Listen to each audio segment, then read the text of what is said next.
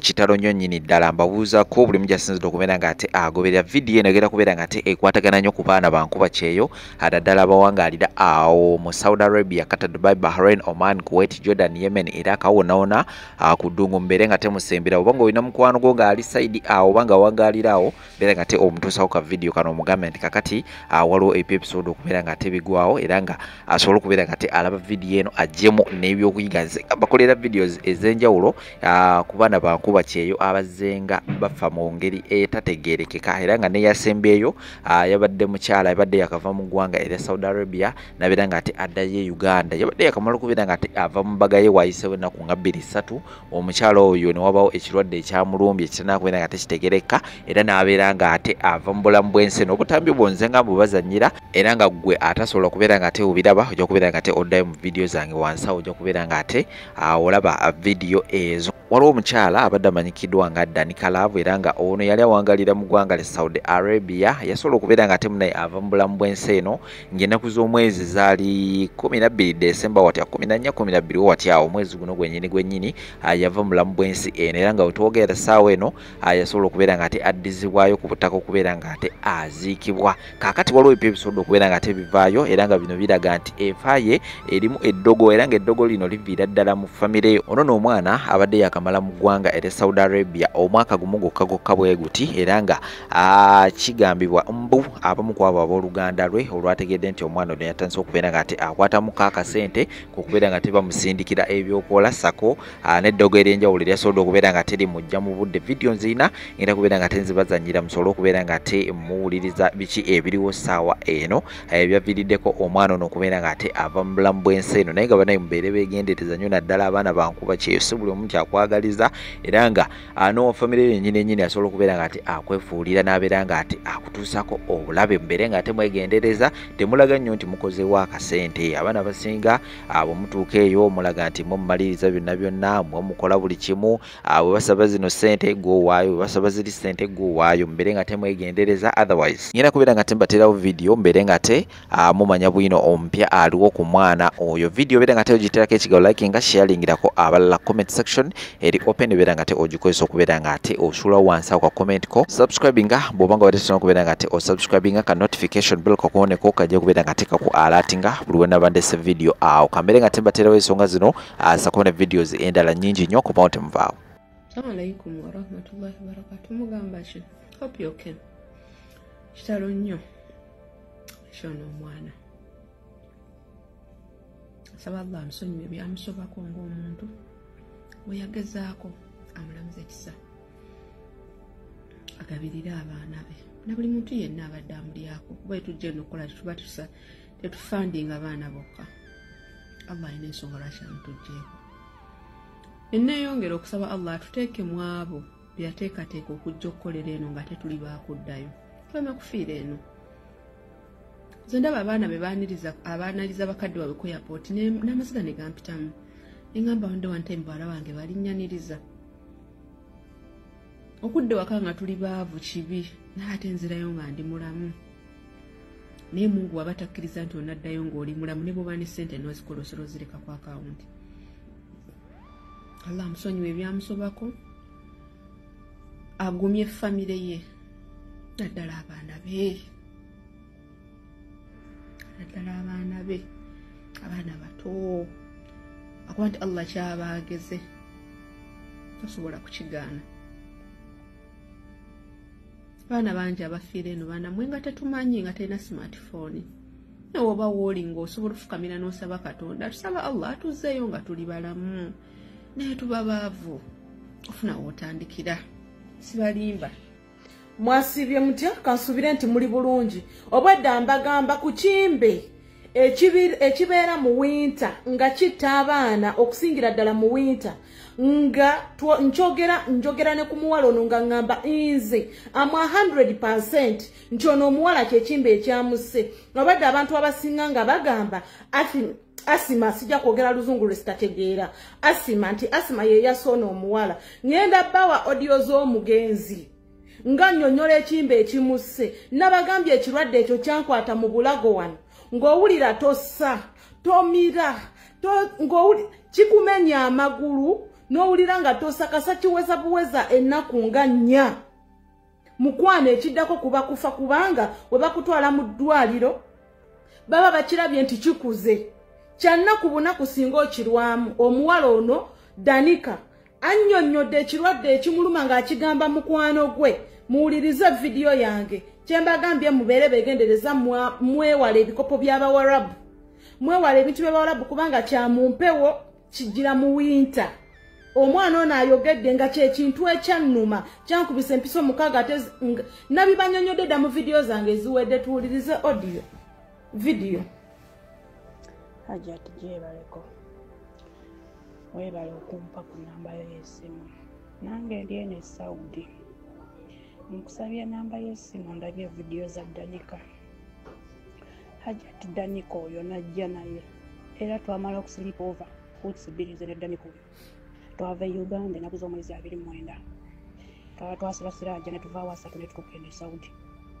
kati kampuni zaali zaawukanamuko nze natambulira Mozazi ye yajjira oba ye bali bagiyita bati eno simanyi twava kwali Karibu Danica oyo njagala nkusindikire audio za Danica mazima Hajat ombulire asima eyinza okukola bweti omuntu oba naye atu gamba otya sobira oli bulungi nange eno mbadde bulungi naye ate ekirwadde gyekyaviiridde saategeddeyo oba bulwadde ki ate abeeno batakebere nti olina kino oba kiki simanyi naye nga nze nzenna omubiri gwonna kubadde kunnuma ekifuba kasobola kussa nga wera bwompulira nzisa ensingo okumira amagulu emuno mubisambi remember nabagambye ekimbe ekyo kyakwatako ku Rahma oyo muwala yali arapinga wano nga ayimba nyimba z'abadde agenti z'abagravity nga zayimba ekintu ekyo kyamukwata nange kyankwata n'abaana nninamu mubenda bye nga kyabakwata ebanteekako kaawo kati tuvuddeyo era mpulira kamunguze yagala kusesema buli kendya kusesema kuddukana mukama nsaasira ekyoka ne mukama wange naye yalwala omukono gwaba kisimanyi simanyi nange oba bulwadde ki bwe nnina naye nga kyomanya omubiri gwonna gubadde mukosefu ekirwadde kitannuma kiri kimumutwe engeri zikadde byonna polomi bwereere kati wetuvuddeyo mu ddwaliro ate kusesema ne kutandika nampulira kusesema kyekimazeeko eno nga olemandika kusesema zirukanya naye kyawazinaba kusesema kabikabi ate mpulira nzikakkanya mukama wokerera mbeeredde mu nteeko. So be careful bamada mbere careful bamikwano obulwadde wano e Saudi nabagambye kiri too much kino ekirwadde ky'omuwinta temugizanyiramu temusharinga bintu byammwe n'abawarabu azini ekikopo ne sowaani n'okwemanyiza skaavu muno ekirwadde kiri serious kittira nnaku bunaku tosobola weza wiiki n'ogwo oguntu ne gutakutta. Mwasibye mutya kansubire nti muli bulungi tukyali mu kunyolwa kwa muganda waffe Danica iziti Danica tukyali mu kunyolwa kwa muganda waffe oyo Danica nabagambye abasinga bavuddeyo ne bagamba nti omwana yafudde athema nti alabika kuba nabo tebakikakasa nti alabika yafudde athema because olw'ekigundi kino ekya oxygen kye bamutaddeko yembeera yemu gye nayitamu yembeera yemu Rahma gye yayitamu naye nti ffe ekirwadde kye nabagambye ekijjira ddala mu wiita bannange mubeere beegendereza Mwavudeyo ne mungamba omwana yankoledde audio nga mpereza yankoledde video ya azini yampereza video y'omwana ono omugenzi nga ngamba mmwe mwali mutuyamba hajati temukyayogera ku bakadaama naye Allah abadde atutaddeko ekisa kulwekyo tujagamba alhamdulillah tubadde tetukyafa bamaada abaana baafa nnyo mu mwezi gw'okusatu n'ogwokuna this very year. That's why mwali mulabanga video obika leero kumacha nobika mutuntu nobika kumacha wallahi nga kiri too much. Ekirwadde kyembagamba kya mu winter kikukwata wano ng'omukka mungi mu bulago wano wokka nga tomira tossa ng'ossa katono. Ekirwadde ekyo mbagambye ky'Abawarabu nono omwana akugambye nti the same thing I'm passing through. Ekintu ekyo mbagambye mwewala okozesa ebintu by'Abawarabu nga tuli mu winter era bw'otuuka mu ddwaliro ng'ekyo ekintu kikuluma ne bakukebera we bati bamanyirawo ekikuluma ne bakukolako ne bakuwa eddagala era ekyo ekintu bakikuteekako ekyo ekyagundi ekya oxygen bakikuteekako so kati tetumanyi oba ekino ekya winter kyekyamuse because nze mu nnaku ezi satu ze kyankwatiramu nali sisobola kumira ng'okussa omukka nga mpulira ng'ayina nga sisa okitegedde kyekimu n'omuwala oyo Rahma yali rapist kuneeno nga addamu content ng'akola content waba celebrity ba tiktokers abo abayimbi abakola zi rap bagundi abo ba the agent nga ze raps zakola ye kintu ekyo kyamukwata era namugambirawo Rahma genda mu ddwaliro ye kyali kyannakwezi nga mukwano tasobola kusanga awulira ng'ayina ekintu kato so kati mukkirize so ono yekka abaana mwe bali abagambye nti bali mu mbeera yeyo yemu winter eno tetuleka kyekimu esi temuzikozesa nnyo ogenda kukwatibwa ekintu ekyo kozesa ekikopo kyo kimu ate kikweke ng'omekeka shuwa mama baba n'abaana tebakikwatako bannange kitalo nnyo eky'omugenzi tujja gamba nti no Athima oba ki because nti tulabye bamutaddeko oxygen bamunteekako ne bankuba empiso mukaaga ku mikono kuno empiso 2 ku bisambi buli kisambi empiso 2 ku buli pisi y'ebbina empiso ezo 2 naye ng'empiso ze bakozesa size zine za bulijjo ziringa za nte ne bampa n'eddagala jjukira nti nze ndi mu kitolosi mu ddwaliro sakkiriza kusulayo era ebisigadde byakolebwako waka so bamaada mbadde nsaba tubeere carefully ndikiriya nnyo mu luzungu lwange RIP Kamama omugenzi tusaba omukama akulamuze kisa tusaba n'ow'obuyinza Allah atugirewo mmeeza z'obulwadde atubirewo amakubo g'obulamu makubo g'okubeera obulungi aggyewo emmeeza z'obulwadde aggyewo enkwe z'abatetenka z'abagerengetanya bannange kyonna kyekiri tusaba mukama atuwa obuwangazi tuddeyo nga tuli balamu tutuukirize ebisuubizo bye twaleka e Uganda babadde bazze kubakwata ne babasanga mu kayembe gyabadde kagutunda bikadde nga gutuguze yo kusabuka enabuuka naba ku kizimbe nagwa nafa ekizimbe bashigadde. Alright, famire y'omuwala ono oba mukyalo ono bamuyita Nakimbugwe Christine. Omuwala ono babadde bamunoonya famire ye ebadde emunoonya naye ekizuulibwa kiri nti omuwala yafudde abadde awangaalira mu kibuga Dubai abadde atunda mwenge era ebikwekweta ebigenze mu maaso mu nnaku zino ebyazzeemu mwabadde akazimbe ka Oscar building mwabaddemu akazimbe akali wano mu bikadde akaliraata omuzikiti mwabaddemu akazimbe akali ku Saboka office building omuwala ono kiteeberezebwa nti kwabadde akolera obanga kwayina akayembe ng'era atunda mwenge era buli kyonna ekyabadde kigenda mu maaso nga bazze okukola operation yabadde ayogerezeganya ne famire ye era mu bigambo byasembeyo baga byaga abasajja baabano batutuuseeko naye ngenda kubuuka nsevinga obulamu ekituufu famire teyazzeemu kumuwuliza bagezezzaako okunoonya bantuukiriddeko mu inbox abamu ku bakyali bange tuyiseewo eddoboozi naye ngenze nange okunoonya noonyaako nga kiraga nti omuwala yabuuse n'ava ku kizimbe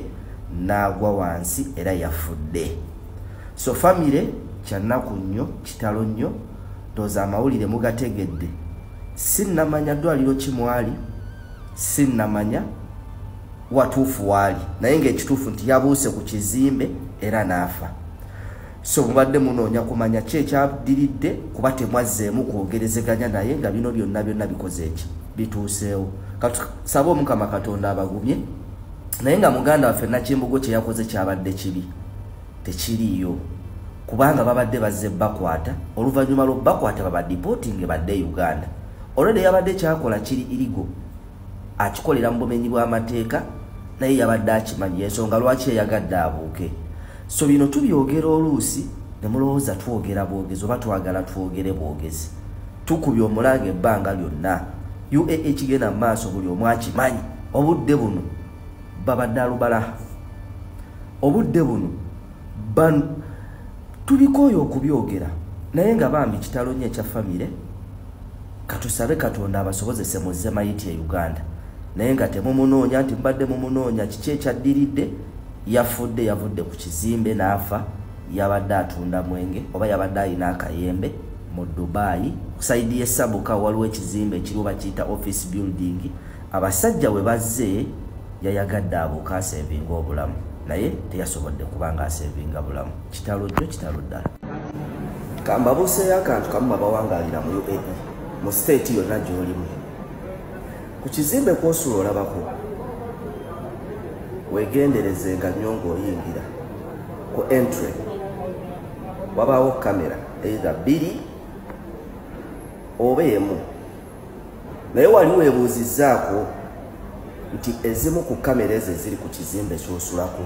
baani abazivunaanyizibwako. Kulaga ka vidiyo kano okulaga nti buli kizimbe kyonna oba mostly ebizimbe ebisinga, sijja gamba nti buli kizimbe kyonna ebiri mu UAE, bw'oba okiyingiramu bw'oti kiriko kamera, naye nga kamera eyo mwana wattu evunaanyizibwa ku babyakwerinda, era footage waayo yenna ab'ebyokwerinda be bamuvunaanyizibwako okulaba baani abayingira, biki ebikolebwayo, bakola biki. Muve ku kamera eziteekebwateekebwa munda, katugambe nga mu bizimbe munda, ng'ezo ziba za bizimbe era footage aba wa bizimbe, naye waliwo kamera ebeera ku entrance wennyini kabejja eba etunudde bw'oti w'oyingirira, ogiwanga obudde n'omanya. Kati nze nkuwaddeko detail omutini eyo emanya buli kimu kyonna eky'omuntu asula ku kizimbe ekyo, naye ng'aba bivunaanyizibwako footage oyo police ne ba CID. Kino nkireese olw'omuwala gwe twasoose okubika, Josephine eyabadde atunda omwenge oba yabadde alina akayembe, eyabuuse ku kizimbe ne batugamba afudde. Yes, yabadde mu critical condition, naye kituufu tannafa akuba ku matu era bamukozeeko operation lwakuba nti obuzibu obuliwo yamenyese amagulu gonna n'amannyo teyasigazza mu kamwa wadde n'erimu, naye ng'obulamu bukyaliwo era akyafuna obujjanjabi, era ng'akyali mu kasitode ya byakwerinda afuna obujjanjabi, naye ng'era bakyamuliko be bamuvunaanyizibwako. Kikulaga ki? Nti bw'anaamalira treatment n'awona bulungi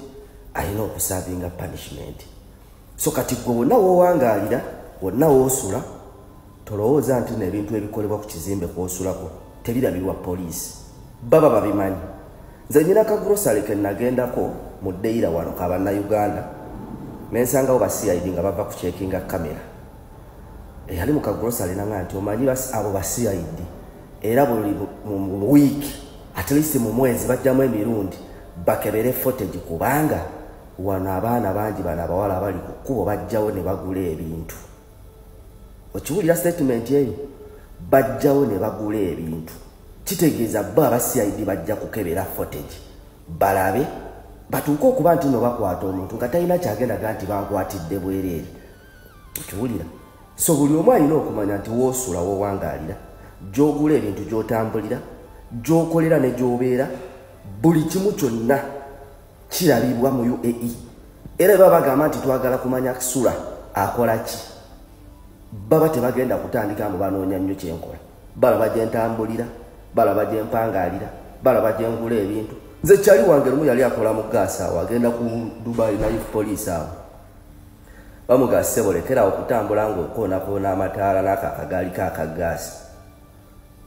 buli kimu kyonna kamera ziri ku makubo ziri ku bizimbe kati zineze ku bizimbe gwoba obadde tokimanyi nti footage wa police ezibeera nga ziri ku entry oyingirira